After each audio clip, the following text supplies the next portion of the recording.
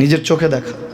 কিছুদিন আগে একটা জানাজা পড়িয়েছে, খোদার কসম করে বলছে 6:30 ইন্তেকাল করেছে। হসপিটালের বিল দেনেওয়ালা নাই, 4 সন্তান।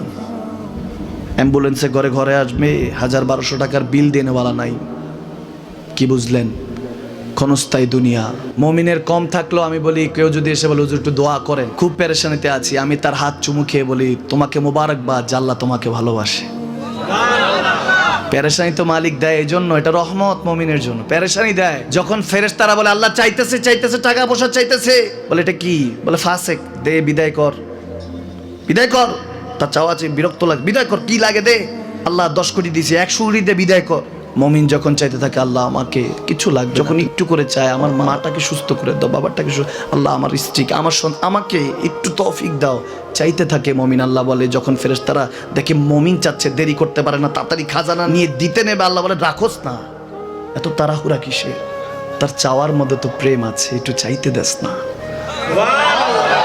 থাকুক না মুমিন আর একটু পেরেশান, থাকুক না, থাকতে দেস না, একটু থাক, একটু থাক।